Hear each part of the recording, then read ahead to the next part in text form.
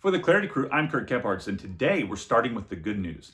Steve Cohen, thank you, Eric Bancroft, for my favorite birthday present of all time, or close to it. Steve Cohen has purchased a majority share in the New York Baseball Mets. A new day of hope is raining down from heaven on the greatest sports franchise of all times. But it's not all good news. If you're paying attention at all to what's happening in the world, you'll know that Netflix has both produced and is distributing an awful movie called Cuties. Cuties is a movie that exploits the sexuality of prepubescent young ladies, and it's an awful movie all around, no matter what the cultural elites are saying about it. And so what do we do? How do we respond? Do we participate in cancel culture, or do Christians have a different path to use associated with making choices for the glory of God?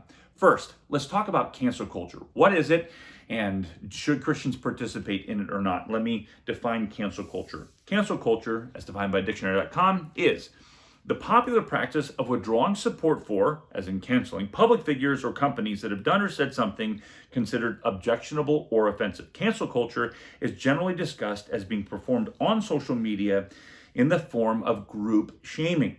So large numbers of people rise up and make a statement publicly against a company or against an author. J.K. Rowling, a mainstay in our culture, has been canceled. And as an example, well, cancel culture is a form of bullying. It is an expression of the day of rage that we are in. It's militant and vengeful destruction that generates a movement to economically destroy somebody you disagree with.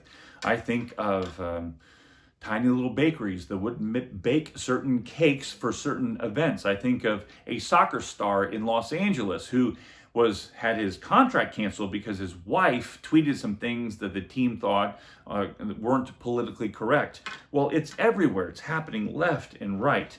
And may God help us. Ironically, cancel culture, it can be argued, was started a generation ago by cultural conservatives and evangelicals that were canceling Disney for what they thought was inappropriate, boycotting. Now we have sown the wind and we have reaped a whirlwind because it's coming for us. So cancel culture, again, as an expression of intemperance and rage and attack and vengeance, is not something that the Christian should participate in. So does the Christian sit by without any action whatsoever? No, the Christian should act. So why? And what should that action look like? Well, the why is because of how awful this is. The poster that Netflix made for the Cuties movie, again, is as bad as it could be. The first poster, that is. I think they've edited it. They've also edited the description of the movie to sanitize it and scrub it somewhat.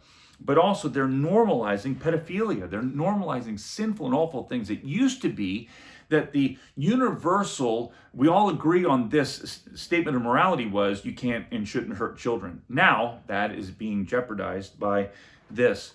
You also may have heard under normalization that in California, Governor Newsom has signed into law a bill that would lessen the punishment for people that are committing acts of pedophilia. So sex acts against minors, those laws have been lessened when somebody is found to be guilty against that. This is awful, harmful to people. And this is sadly the slippery slope of secularism, where they didn't intend it maybe to go this far, but it's gone this far, and now pedophilia is seeking to be actively seeking to be normalized. Well, we need to make a conscientious choice.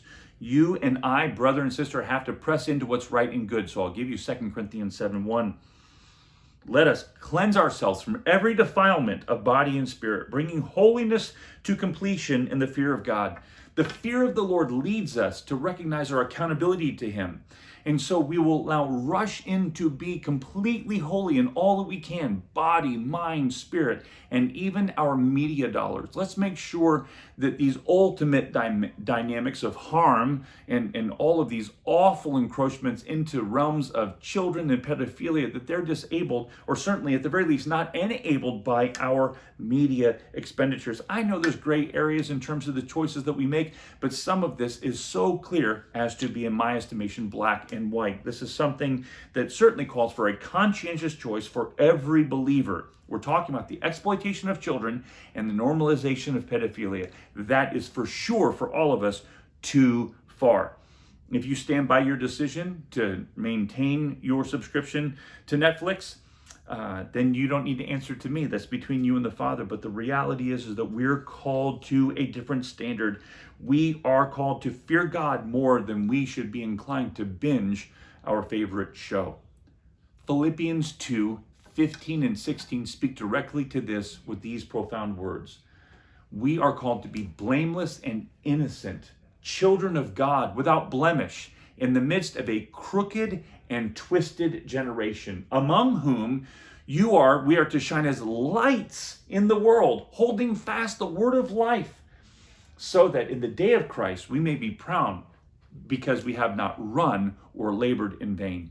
We're called in the middle of all of this darkness to shine the light of Christ, his holiness, his honor, the gospel of truth, and to leave no doubt about where we stand in these culturally difficult hours, so that he is magnified both now and then when we are accountable directly to him. Let us prepare for that hour in a spirit of fear, and let us walk today in holiness for his glory. For the Clarity Crew, I'm Kirk Gebhards. Be encouraged, be challenged, be clear.